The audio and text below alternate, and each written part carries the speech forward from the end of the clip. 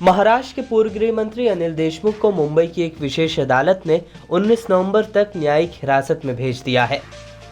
4 करोड़ 70 लाख के money laundering case में गिरफ्तार किए गए अनिल देशमुख की आज 3 दिन की ईडी कस्टडी समाप्त हुई थी। ईडी ने अदालत के सामने कस्टडी को 9 दिनों तक बढ़ाने की मांग की थी, लेकिन कोर्ट ने देशमुख को 14 दिन की न्यायिक हिरासत में भेज दिया।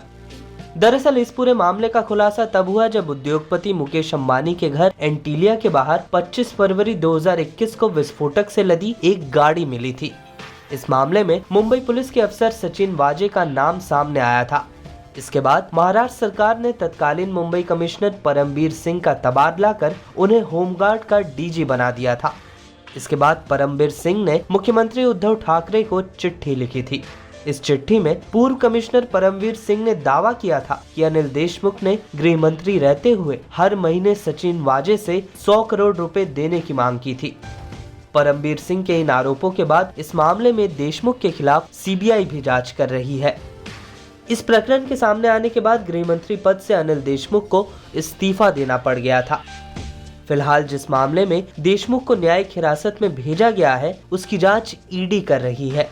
मुंबई पुलिस के अफसर सचिन वाजे ने अनिल देशमुख पर 4 करोड़ 70 लाख रुपए वसूल करने का आरोप लगाया है।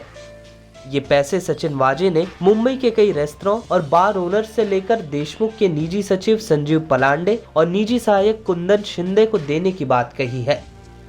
इन दोनों को ईडी ने गिरफ्तार किया हुआ है। ईडी ने मनी लॉन्ड्रिंग के इस मामले में ही देशमुख को 12 घंटे से ज्यादा की पूछताछ के बाद 1 नवंबर को देर रात गिरफ्तार कर लिया था।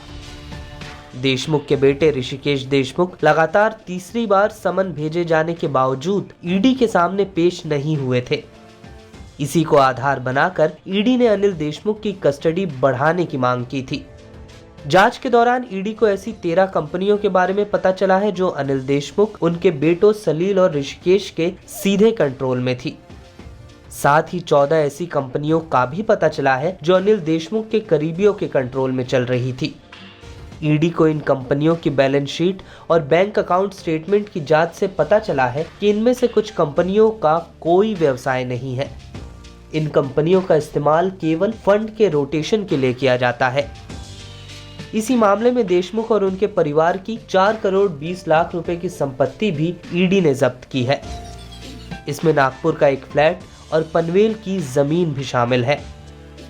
इस वीडियो में फिलहाल के लिए इतना ही। देश दुनिया की तमाम ताज़ा तरीन खबरों के लिए लोकमत हिंदी को सब्सक्राइब करें। अगर यह वीडियो आप फेसबुक पर देख रहे हैं तो हमारे पेज को फॉलो करना न भूलें।